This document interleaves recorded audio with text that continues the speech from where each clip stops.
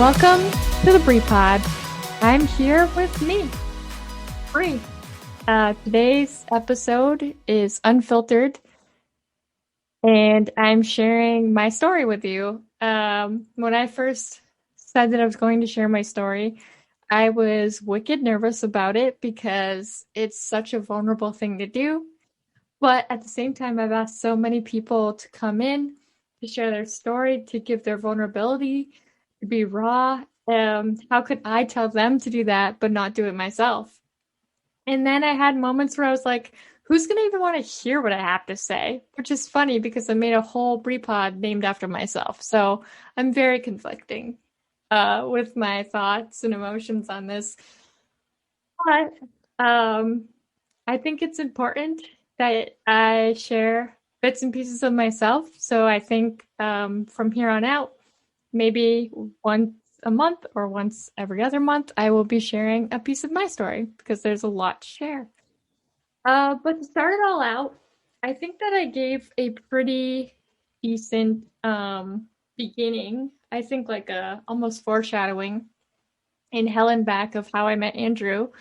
And at that time in life, I was in a very crazy place. I just was done with college at that point. I moved back to Malone.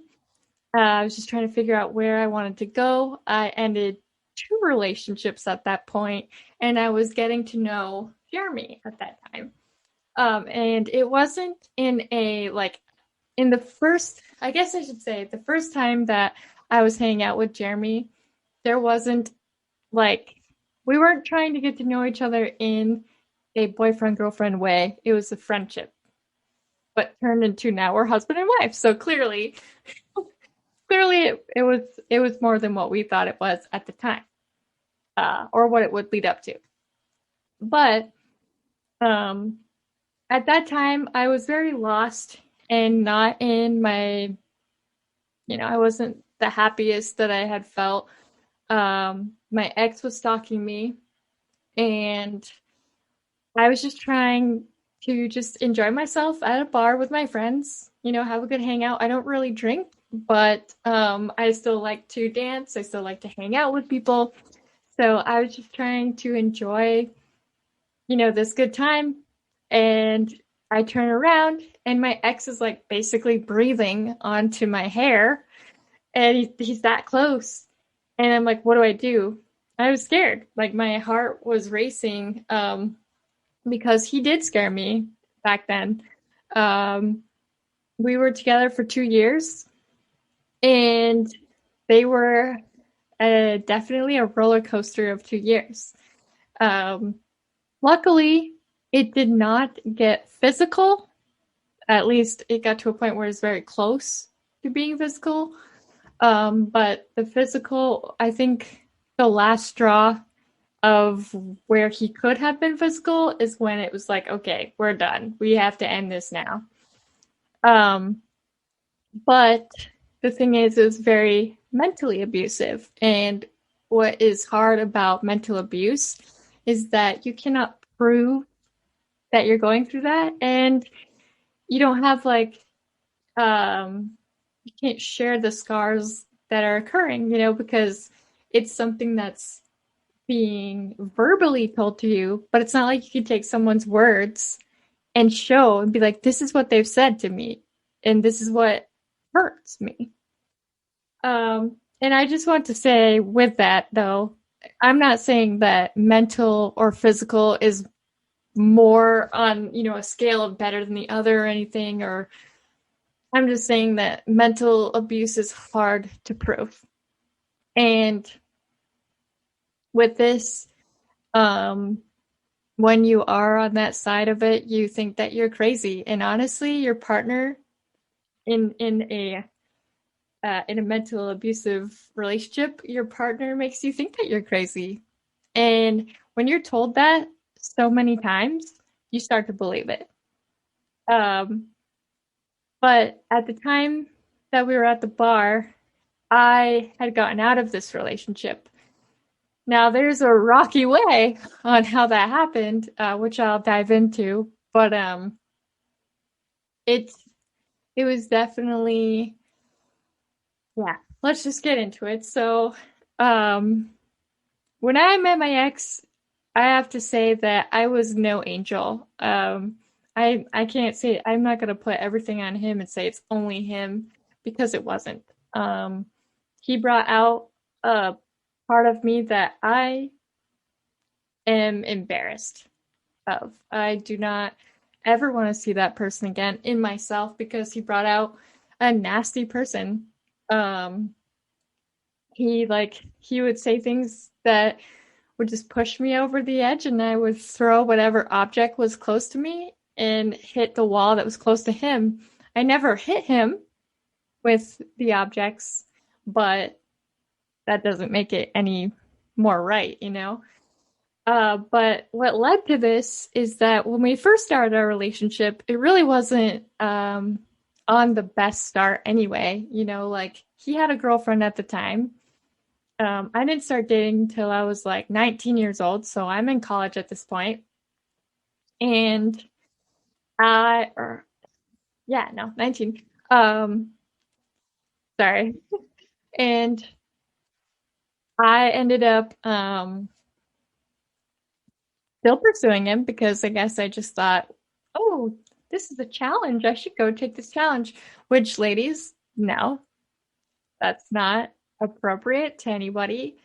Um, Not healthy for yourself either, because it shows, you know, like how much worth you have for yourself, you know. And I'm not trying to look down on anybody. It's just like it was not something that I'm proud of at all.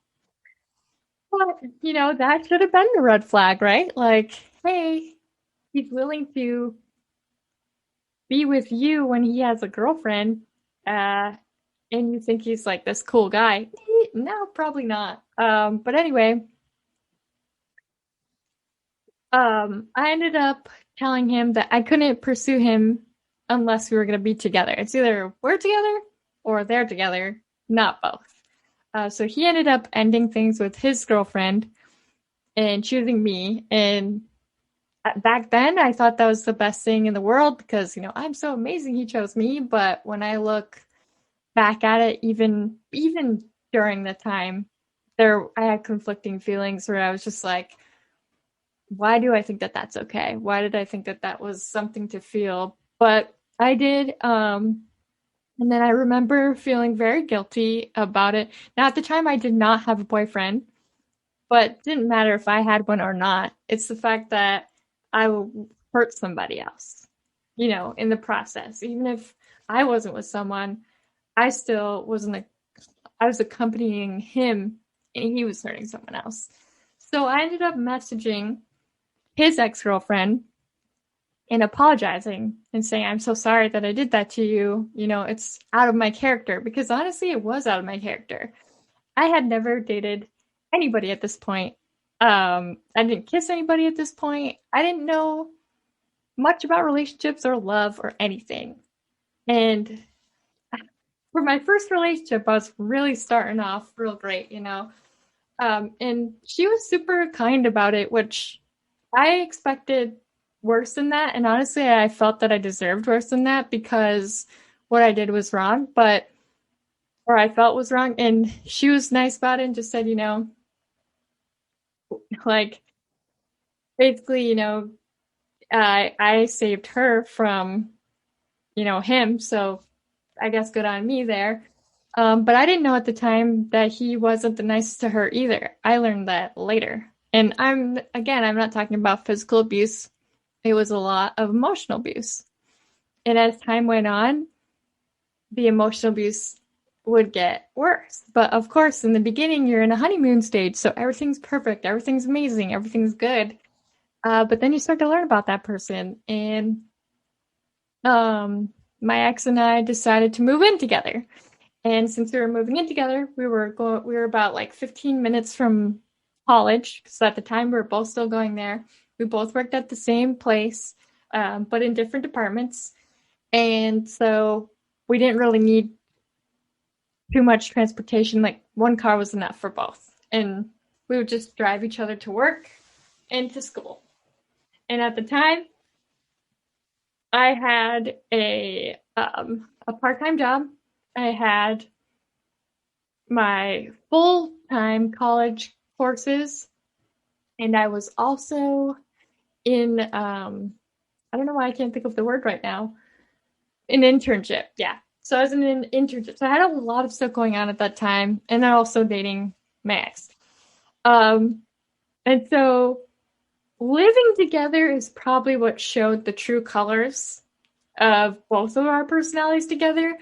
Because prior to that, things were semi blissful. There were obviously things that I was like, I don't know if I like this, but they weren't enough to, I guess, make me really think about it until we lived together. And then when we started living together, he would be, he got to a point where he kind of isolated me, but I didn't realize it because I was so busy and I was constantly doing and doing and doing and doing that for a second when I came out of this, I'm like, wait a minute, I haven't seen my family in like forever.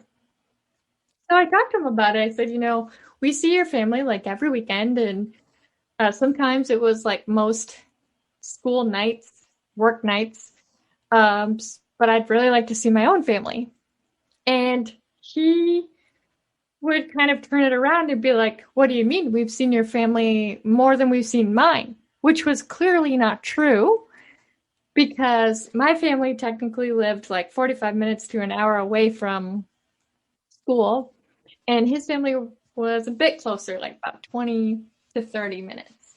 Um, so we were always at his family's house. But he just was like, oh no, you've seen your family enough. I'm like, no, I haven't. I was used to seeing my family every day because in the beginning of college, before I hit my senior year, I was traveling back and forth to my parents' home into college every day. So it went from every day to like here and there.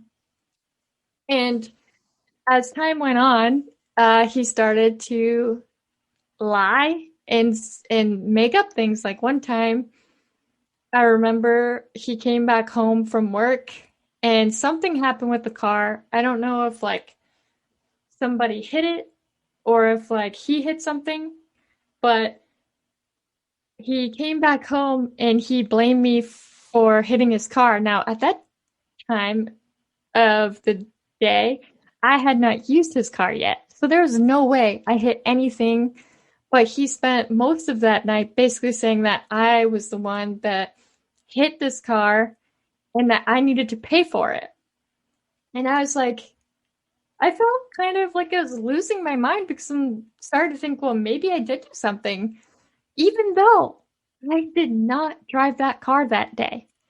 But he was so convincing with how he would talk about things that I would start to believe the things that he would say. I'd be like, maybe I did. I mean, I don't even know anymore. I'd have moments where I'd be like, maybe I did like hit that car. But I I think I'm thankful for this moment because he did end up later admitting that I didn't hit anything. But he had this whole story and he was upset with me and he'd get angry with me and, tell me that I'm this bad person and I need to pay for these things. But I didn't do it. Now, as time went on, my brother is my twin. So I had a very close relationship with my brother, and I would talk about him all the time. And my ex thought it was great to basically tell me, how my brother and I would amount to nothing. We're not going anywhere. We're not doing anything. I'll never find a man like him.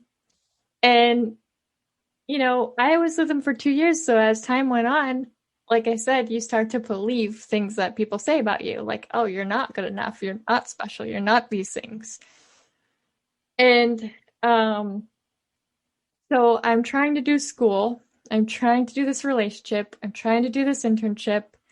And I started getting upset more, having anxiety attack, panic attacks. And at the time, I really didn't know that's what they were because I just had so much chaos going on that it just felt overwhelming. And he would say, "You're crying all the time. Like there's something wrong with you. Maybe you have bipolar depression. Maybe you have all these things." Like he would put all of these things on me and say it was my fault, but not take into account that I was under a lot of stress. And I remember one time I went to visit his family with him, and his mom was like, "Hey, I set up my son has been telling me that you have been crying a lot. You're not sleeping, you're not eating, like all these things. I've set up a counselor for you." And I felt two emotions there. One, pissed because someone took initiative without asking me. And the second emotion of like, okay, now someone else thinks I'm crazy. Now someone else thinks that something's wrong with me. So clearly there's something wrong with me. I mean, why am I crying all the time?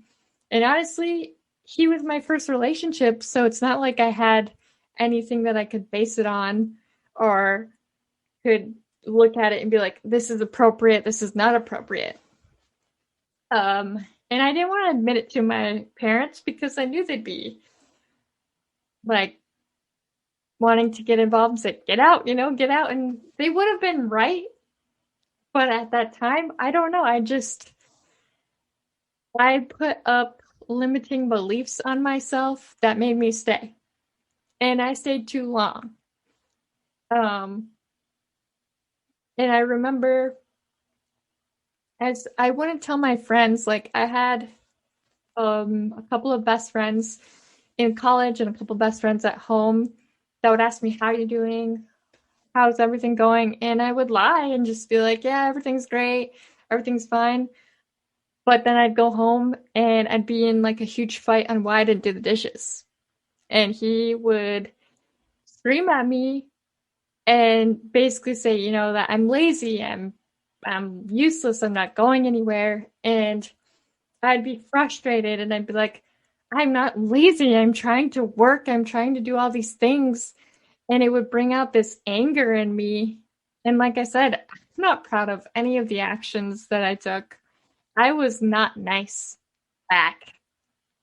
And I would throw shit at the wall and I'd be like screaming at the top of my lungs. I have no idea how we got away with these back and forth yelling matches because we had neighbors. Like the way that our apartment was set up is kind of like you have paper thin walls between the other room, so your neighbor can hear everything.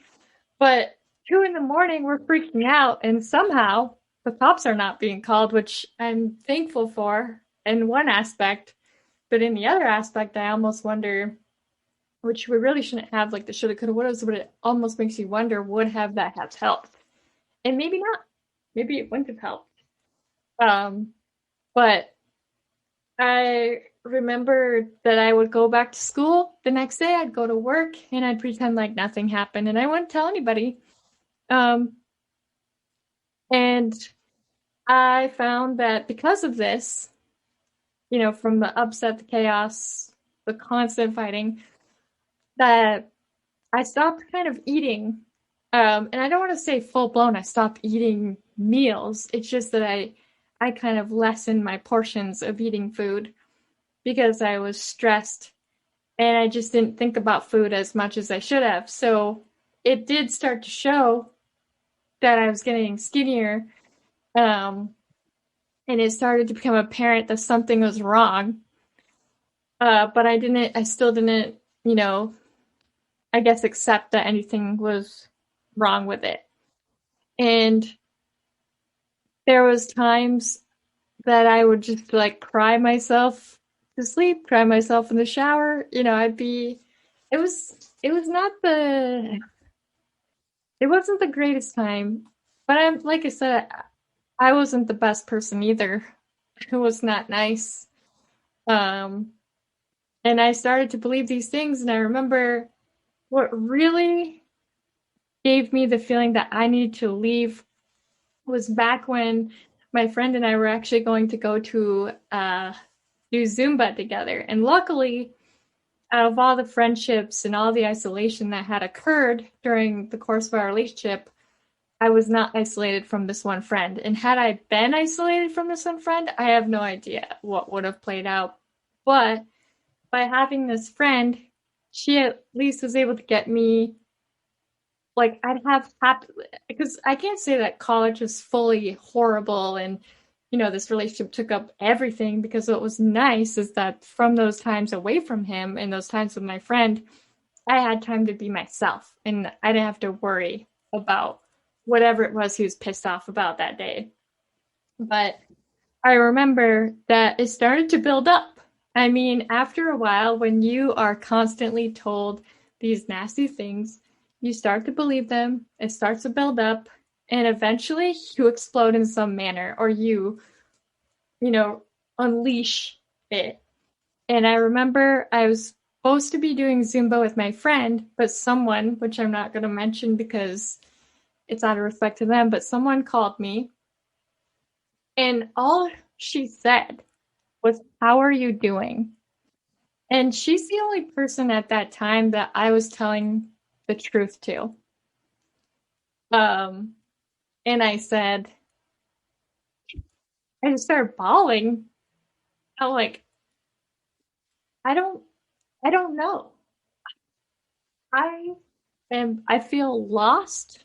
I feel confused and I feel crazy because that's what he told me I was. So I said, I feel crazy and I do not know what to do with these emotions.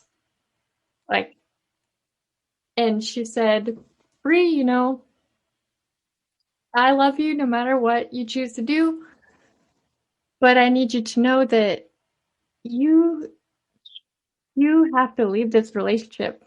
It is unhealthy. It's not good for you. And if you continue to do this, it is going to tear you apart.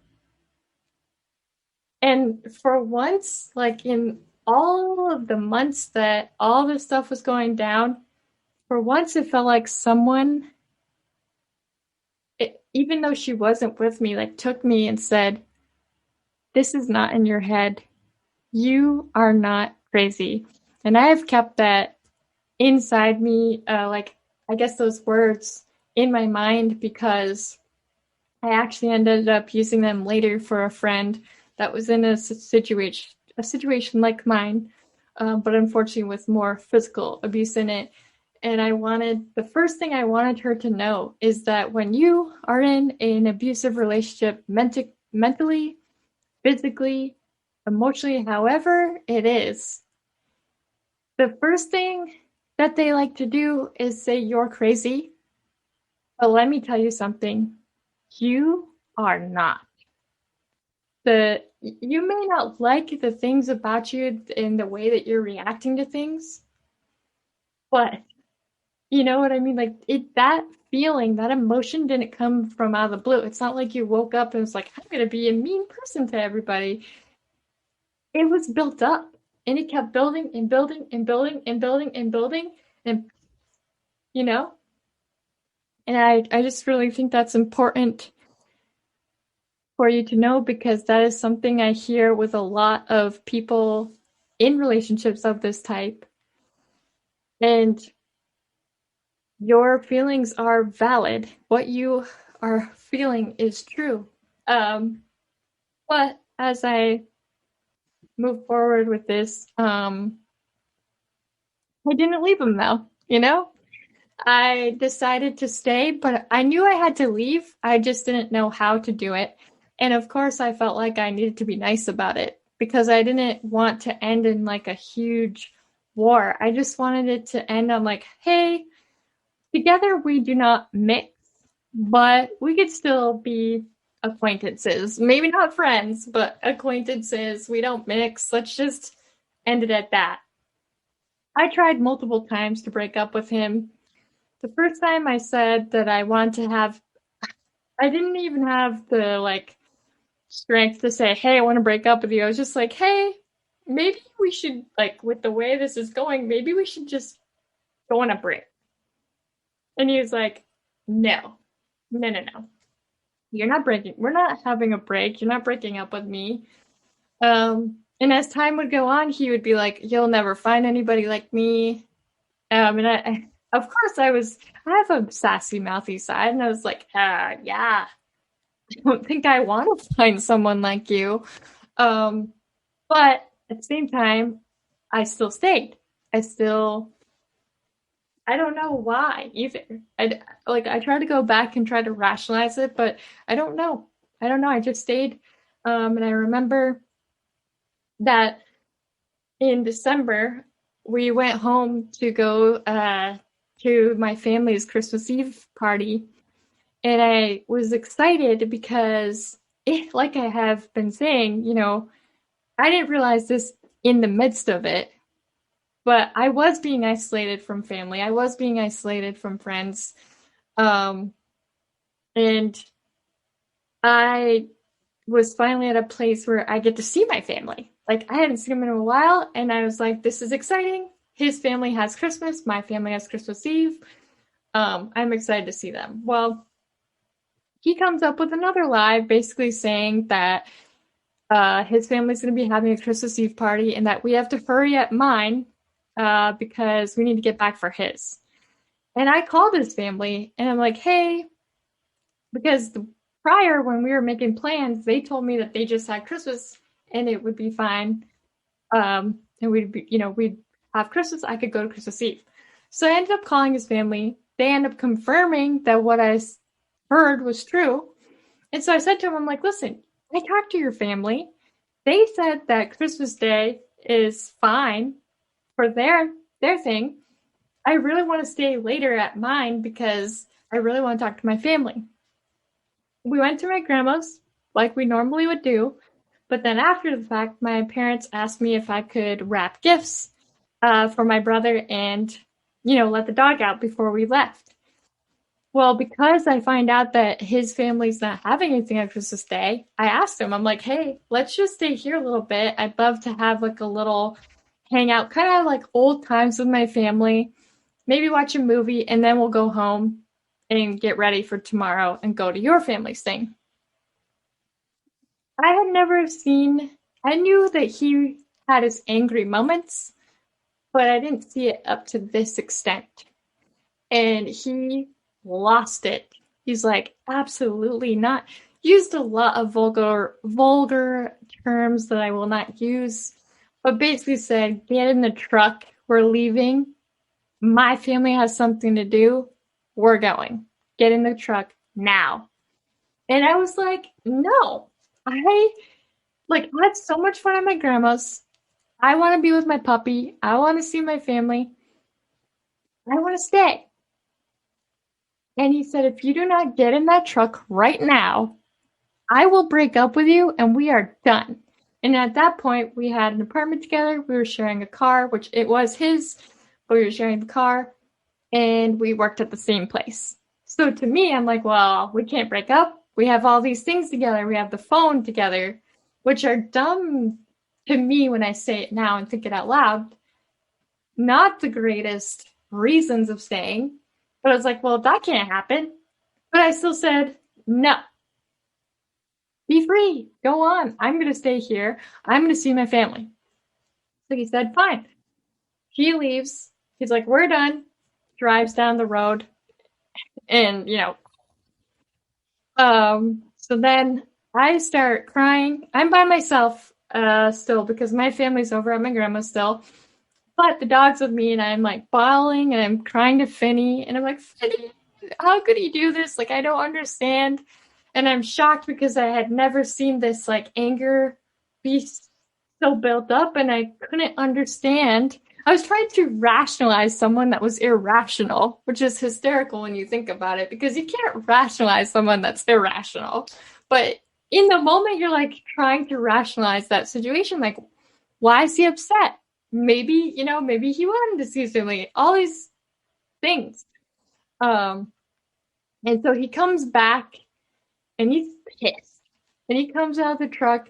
He knocks really hard on the door, like, oh, we're leaving now. And I'm like, no, we're not leaving. I want to be here. He opens up the door, get in the effing truck right now. And this is the point I should have ended it. This is the second time, probably the third time, I should have ended it. I didn't. Somehow, I do not know why, I got up. I was crying and bawling. I got in the truck and I just was like, what the hell am I doing? And I remember my father calls me on the phone and he's like, hey, oh, I thought you were going to stay a little bit later, to talk and hang out a bit more. But, you have to go, so it's understandable. And I'm trying not to cry, on the phone because I don't want him to know what happened here. Because if my dad would have known what happened, I'm not saying, he wouldn't do nothing. You know what I mean? He he would put lots of shit. Um, but I, for some reason at that time, I just didn't tell people. I didn't communicate what was going on, and I just hid it. And I do this a lot. And when you, I feel like when it comes to secrets and things, when you try to hide something, eventually it starts to stir up and something comes out. You know what I mean? So as the months were progressing, that was about December. We ended up having our real quote unquote breakup in March. So there's still some time in between here. Um, and I remember that the more he said the nasty things to me, the more, I mean, of course, I was not, uh, again, innocent. I would say stuff back in retaliation to what he'd say. It just became not so great environment. And at the time, like my friend was unfortunately going through the same thing as me, except it was more on a physical than manner, and we both were going through some crazy stuff, but we weren't telling each other. And we learned this later, you know. Um, but there came a point where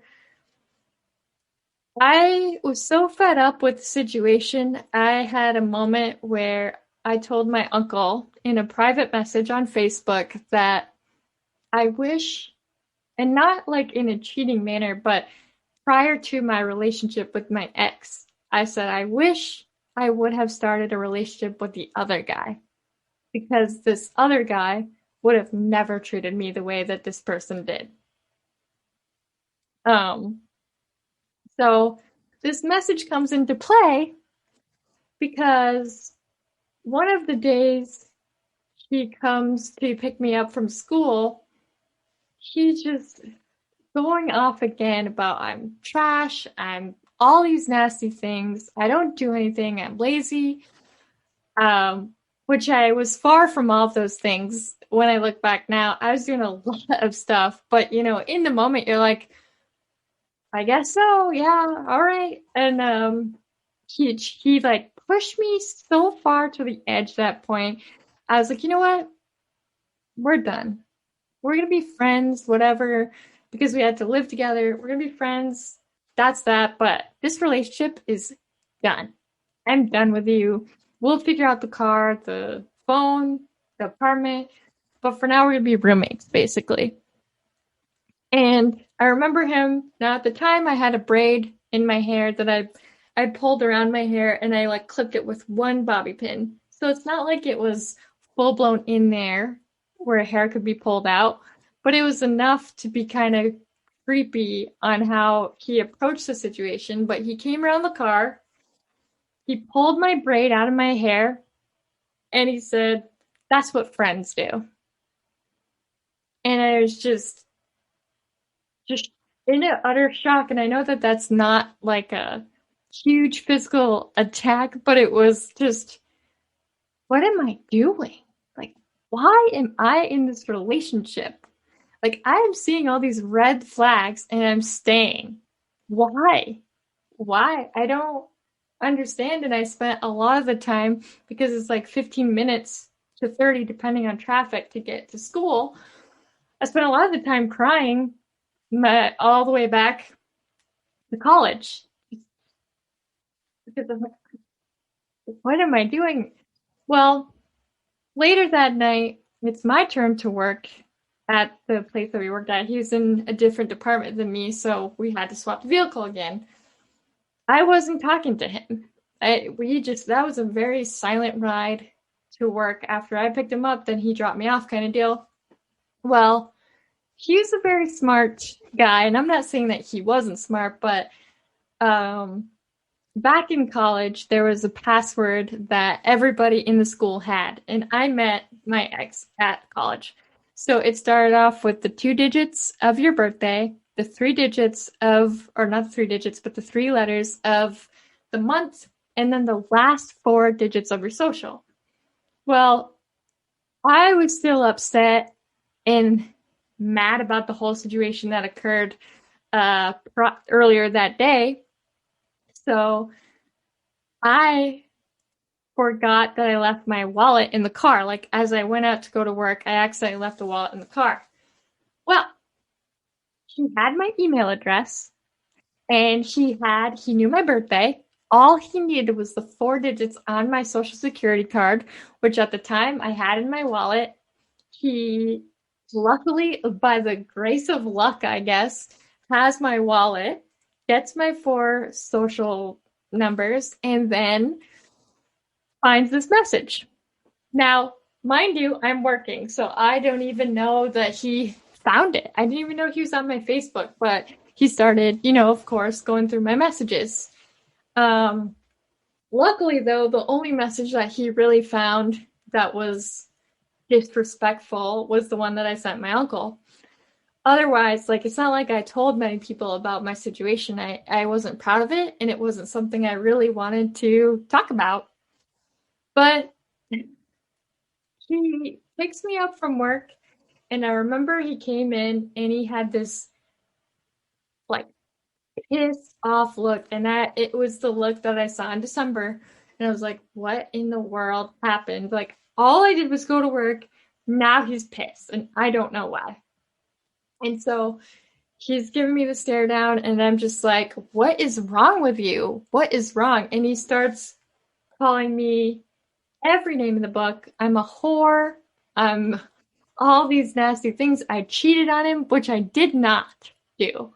He said, which maybe that was wrong to say, but you know what? Our relationship was awful. So maybe I should have been more honest. I don't know, but he was livid. He said, you need to move out now. We're done. This is over. I called your father. He's coming out to get you right now. And so we have like a 15-minute, 20-minute drive, like I said, to get back home.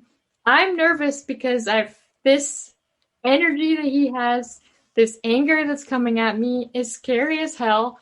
I don't even know what's going to happen. So I'm just like, okay, I'm trying to go into planner mode. Okay, I got to go here, do this, do this, this, this.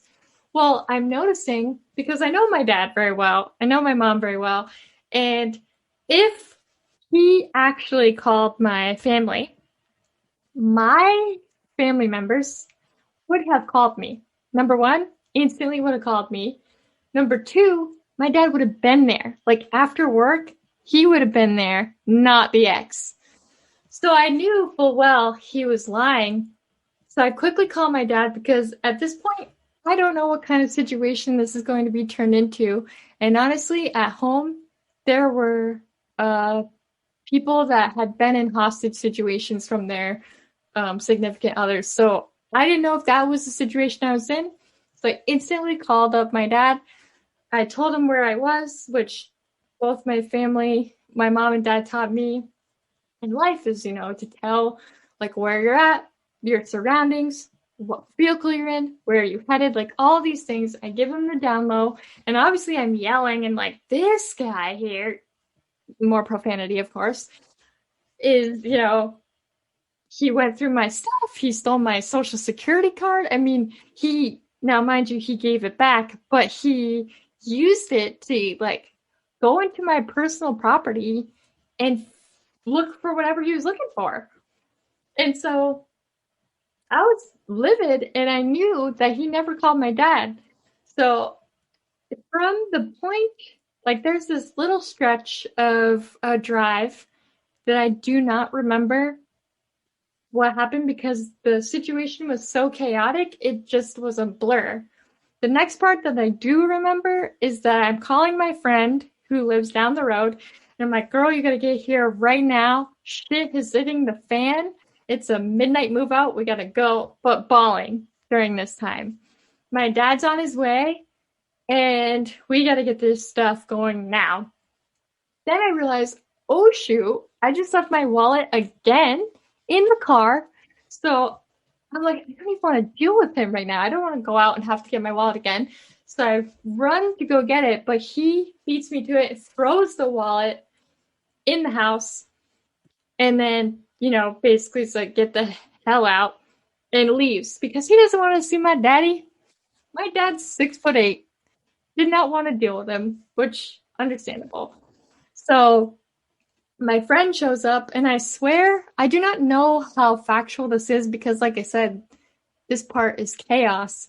But I swear that my friend and my father showed up at the same time, or at least very close to each other, which that means that my dad was speeding up, which I'm not surprised because it was like midnight, and I'm calling him like crying, get here now. Scary situation. My friend, my dad, myself, we all move everything out and we leave.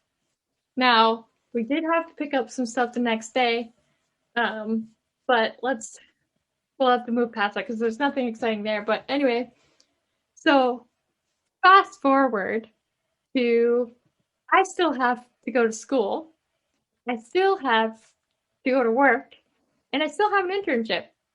So what are we gonna do? Well, my friend was gracious enough to let me stay with her. My parents had a setup where they'd pick me up on the weekends. I could go to work, then drive home, drive back. But unfortunately, during this time, my ex decided that he would make fake Facebook accounts because I blocked his number, I changed my phone number, I deleted my Facebook. Well, not yet. Not yet. I didn't delete my Facebook yet, but I was in the process of blocking him from my Facebook, blocking him from everything. But that wasn't enough. He made multiple accounts to try to talk to me. He found ways to talk to me through other people. And he started following me. Now, at this point, after college, because we were very close to the ending of college, I, like a couple months later, end up starting to date another guy. And my ex is full-blown blasts me on Facebook, calls me all these names, calls out the guy that I'm dating at this point, and just fully still in chaos with this situation, to the point where every time I would go home because they were in both counties, so my home was in one county, my school was in the other county. So it's going between two counties all the time. And this is important is because he started to stalk me in both of the counties. He found friends on one county that could keep him in the loop of what I was doing, and he found friends on the other side. And unfortunately, when it comes to someone that, is a manipulator, they're good at manipulating. So a lot of these friends did not realize the gravity of him at that time. And so he had people that, I mean, the reason that the bar situation even happened where he was right behind me was because he had one of his people that I would call an informant at the time tell him where I was. And they did. And then, he showed up. And that happened a lot. I was trying to go to church. He'd show up at that church. I was trying to work. Even though we were working at the same place, he'd constantly be trying to come into the area that I was in. And I felt uncomfortable. And of course, I stopped eating even more. I didn't notice that it was affecting me. at this point. And later, I was like in my early 20s at like 89 to 90 pounds with being 5'8", which not good. Not a good situation. Um, and I did try to get a restraining order. And this I'm going to have to look up because at the time I really didn't know my rights. I wasn't doing the paralegal work. I wasn't doing anything with the law. I mean, I did mock trial and stuff, but I just wasn't as into it as I am now. But I remember, and maybe it was because the cop just didn't want to deal with it, but he basically told me there was nothing I could do about it. I would have to have proof, at least in one county, because we're between the two, that he was doing it, and he'd have to send me some kind of message that threatened me, which I never understood how that could be the only cause for a restraining order, because to me, stalking is a threat to your life. Maybe they didn't say to you, oh, I'm going to hurt you, or I want to, kill you, or whatever terminology that they expected him to say. But the fact that you're making me feel uncomfortable, the fact that you're scaring me by being everywhere that you should not be when I've asked you multiple times to leave me alone and you're still there, like, how is that not a threat? Because it was threatening. It I remember a time that I was super excited. My father and brother were going to drop me off at my current boyfriend's house. I was going to hang out with him. We're going to have a good time. I needed to stop and get some stuff at the store. And my ex, don't even know how this, like, I don't even know if he was following us, how he even knew. But he ends up driving by us, rolls down his window, and points at me, and then just speeds away. And I remember feeling like I was going to vomit instantly. And I just remember saying, we need to leave now. We need to leave. We need to go. We need to go. And so with all of these things, like month after month, he'd be stalking me. Even when I was dating, this new guy, it didn't matter. And it didn't matter on what county line we were on. And so it started to become scarier and scarier, where I just didn't eat. I was like, I'd eat, but not enough. And around the time that Andrew had met me and Jeremy had met me, because I met Jeremy through Andrew, chaos was at a high. At that point in time, that current boyfriend ended up becoming an ex because he cheated on me multiple times, to the point where he actually gave me chlamydia. And I had to take a pill for that. I'm not proud of that at all. I honestly felt probably the dirtiest I could ever feel. It's embarrassing saying out loud, but at the same time, now as looking back on it, I did not do anything to deserve that. And I didn't do anything wrong, but at the time I felt disgusting. I felt horrible. I stopped kind of communicating to people. I was just in a place of lost. I didn't know. I didn't care about dating or anything. And when I met Jeremy, I truly wasn't looking for anything. I had no intentions. At this point in life, was like, whatever. If we become friends, cool. If we don't become friends, cool. Like, I just wasn't in the best place of my life. And I had met Jeremy prior in life, actually, when I was like 15, but that's for another episode. But chaos was brewing, and I was living back on that one county by home, except this time I was in an apartment with a friend. I was getting to know Jeremy, but it really took a lot of time for both of us, because we both were in not so great, not to the extent, his relationship wasn't to the extent of that, but like we both were coming out of relationships at this point. At least he had like a year on his, I had a couple months on mine. And I remember when we hung out for the first time, I told him everything, like instantly, word vomit. This is me. And honestly, I feel like he should have ran at that point because it was a lot. That's a lot to take in. I have a stalker, my other ex gives me this, and I'm, I don't know what to do. I'm not eating properly like I should.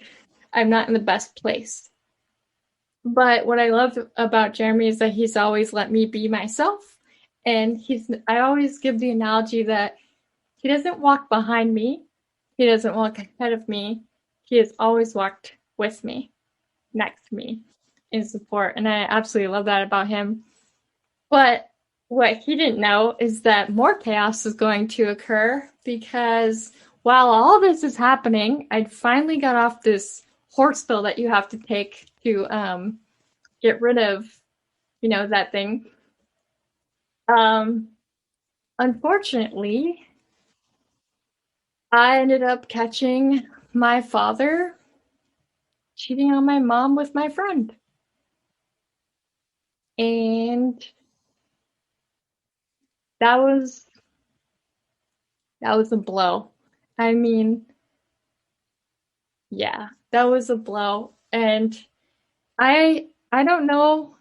I can't say that this situation from all parties was handled well because I told some people that I probably shouldn't have told. I should have maybe I don't know what I should have done. I mean, what do you do in a situation like that? I don't think that there is a book on what you should or shouldn't do, but I just yeah, I mean, it was a lot. And unfortunately, the people that I wanted to talk to about it, which usually would be my friends, it'd be my family, my parents, I couldn't tell them about it.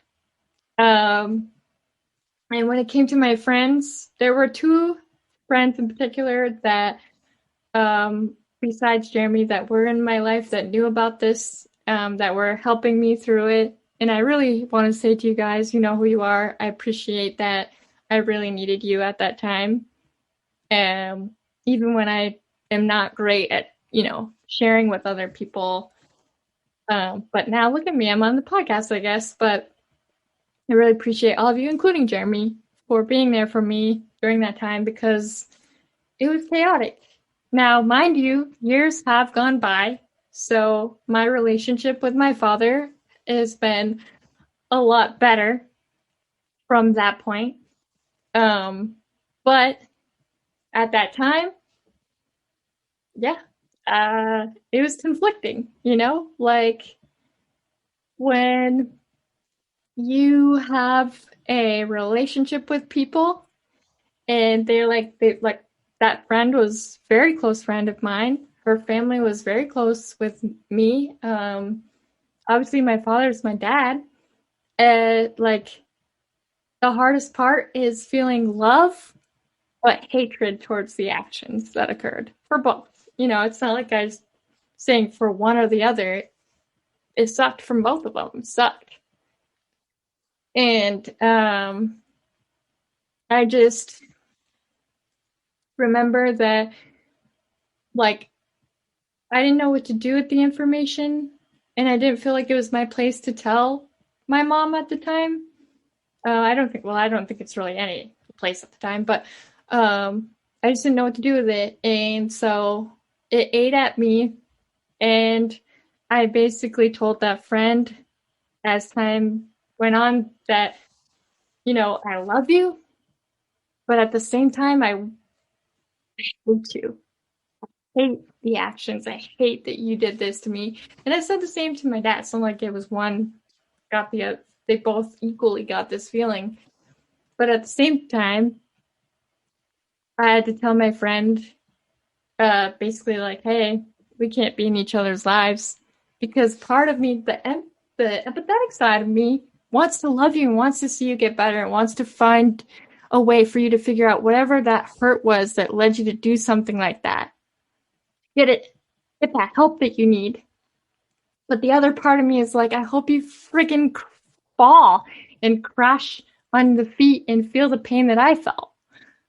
So these two emotions were conflicting, and I don't actually feel that way, I have to say, when it comes to making someone else feel revenge, because the pain that I felt, I don't want anybody to feel that way.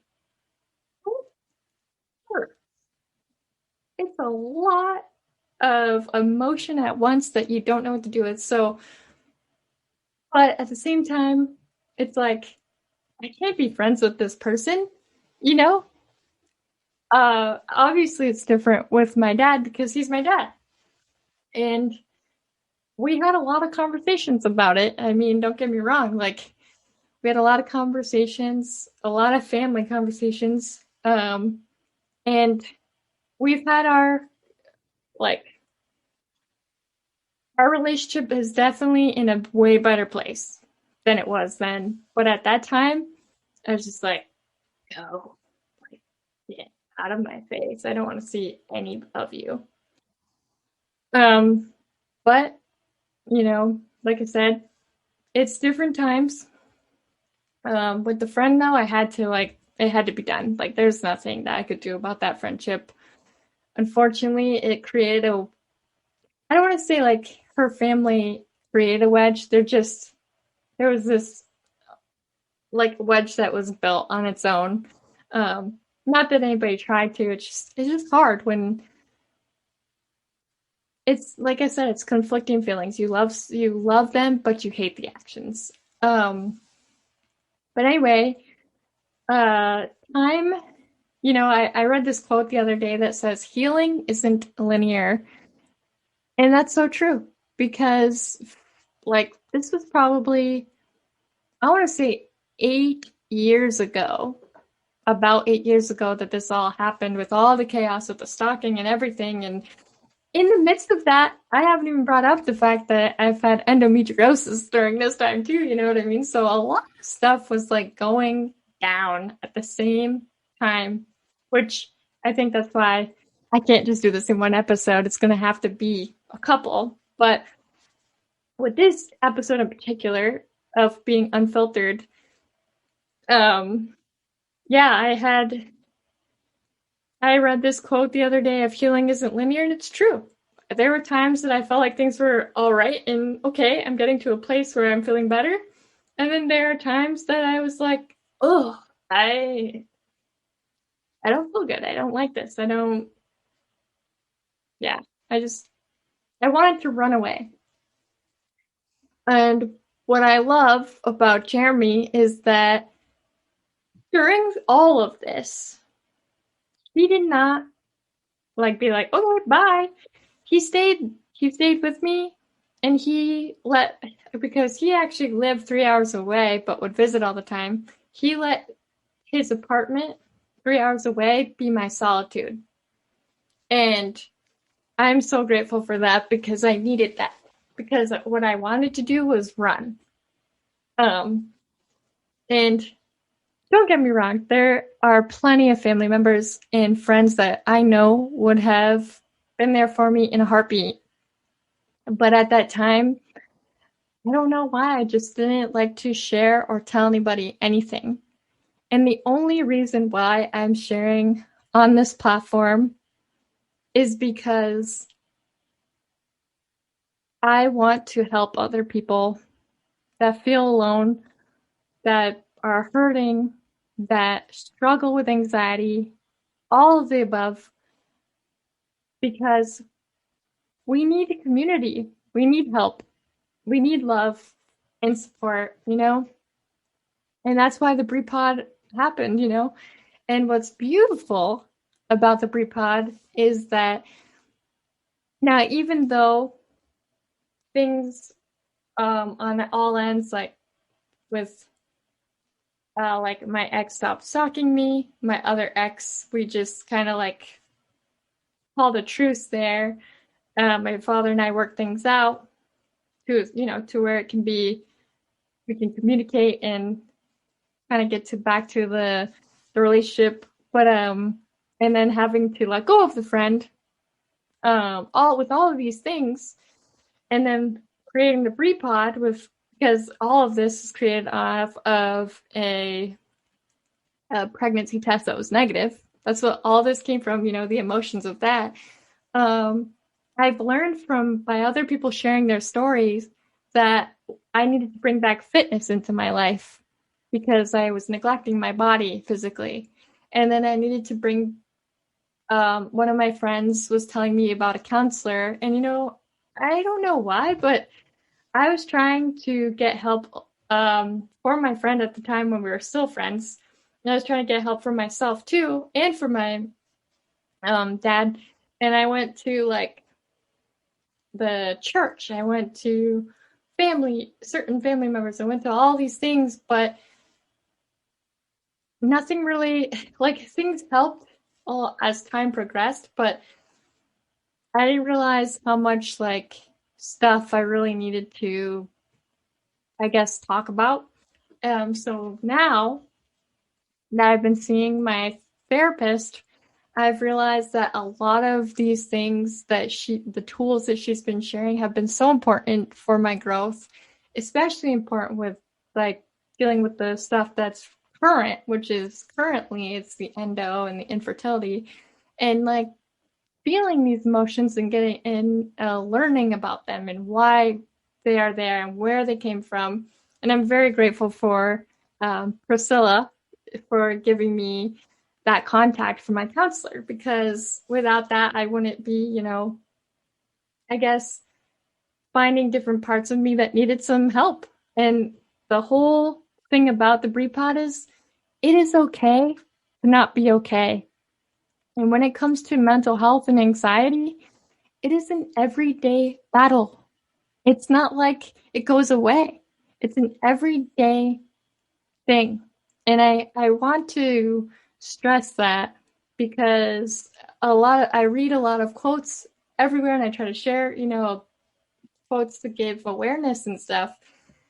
When it comes to depression and mental health and drug use and alcohol use and all of these things, it is still a battle for that person every single day.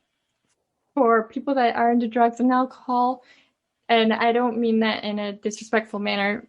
I really feel like I should have said that in a better way, but the point is that people that struggle with those things, it's an everyday battle to be sober, to stay sober.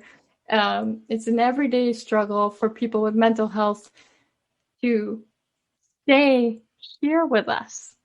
And the Brie Pod, I wanted to build so that I could hopefully have people share stories and bring a community that says, hey, I know you feel like you're, messed up and you feel like you've gone through well, not feel like you have gone through some stuff, but this community is here for you.